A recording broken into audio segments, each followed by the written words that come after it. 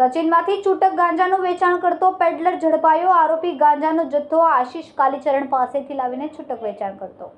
શહેરમાં માદક પદાર્થોના વેચાણ અને સપ્લાયર પર અંકુશ મેળવવા માટે પોલીસે કડક કાર્યવાહી શરૂ કરી, જેના ભાગરૂપે સચિન પોલીસે વધુ એક પેડલરને એનડીપીએસ કાયદા હેઠળ ઝડપી પાડીને ડ્રગ્સના છૂટક વેચાણ પર તવાઈ બોલાવી. પોલીસે બાતમીના આધારે કાર્યવાહી કરીને એક ઇસમને 88 ગ્રામ ગાંજા સાથે ઝડપી પાડ્યો, જેની બજાર કિંમત આશરે 4400 જેટલી આંકવામાં આવી છે. બાતમીના આધારે સચિન પોલીસે જૂના સ્લમ બોર્ડ વિસ્તારમાં કાર્યવાહી કરી.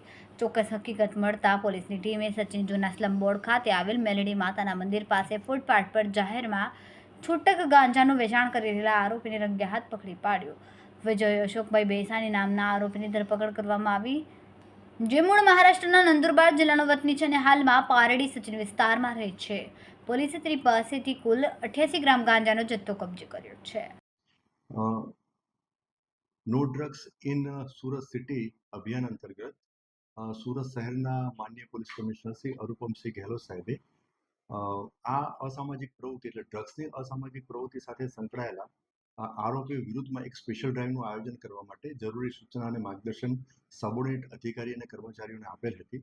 તે અનુસંધાને સેક્ટર 2ના જેસીપી માન્ય શ્રી કે.એન. ડામોર સાહેબ અને ઝોન 6ના ડીસીપી માન્ય શ્રી રાજેશ પરમાર સાહેબે જરૂરી અને સૂચના અને માર્ગદર્શન આપેલ હતી. તે અનુસંધાને સચિન પોલીસ સ્ટેશનના ડિસ્ટાફના પોલીસ કર્મચારીઓને એક સ્પેસિફિક બાતમી મળેલી હતી કે સચિન વિસ્તારમાં એક જૂનું સ્લમ બોર્ડ વિસ્તાર જે છે ત્યાં મેલડી માતાનું મંદિર છે, એની બાજુમાં ફૂટપાથ છે.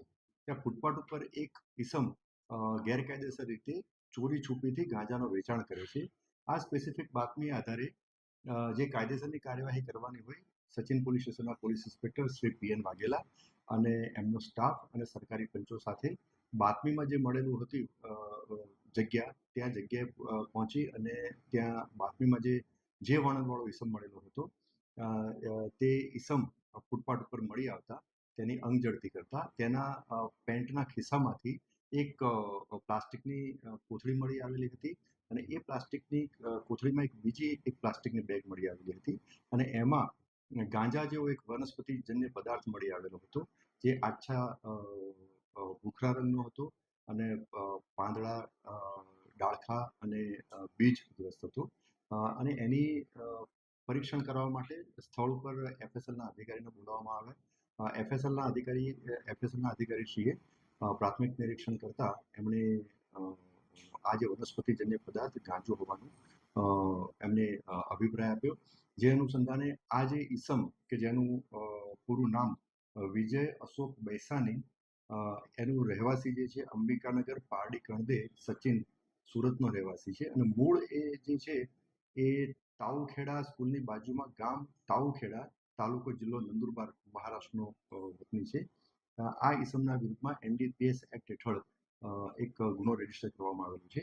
આ આરોપી વિરુદ્ધમાં હાલની તપાસ દરમિયાન કોઈ અગાઉ ગુના દાખલ થયેલા નથી અને આ આરોપીની અંગઝડતીમાં કુલ 88 ગ્રામ ગાંજો કિંમત ₹4400 મળી આવેલ છે. તે સિવાય એક રોકડ રકમ અને એક મોબાઈલ ફોન પણ મળી આવેલ છે. એટલે આ ગાંજો, મોબાઈલ ફોન અને જે રોકડ રકમ મળી અને કુલ 9,960નો મુદ્દામાલ તપાસ અર્થે કબજે કરવામાં આવ્યો છે.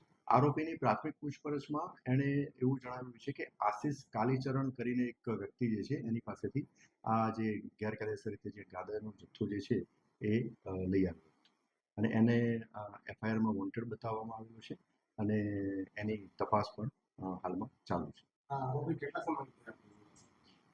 હાલમાં એની પ્રાથમિક પૂછપરછમાં છેલ્લા લગભગ 7 દિવસથી આ આરોપી ગેરકાયદેસર રીતે ગાંજાનો જથ્થો વેચાણ કરતો હતો એવી માહિતી મળી છે.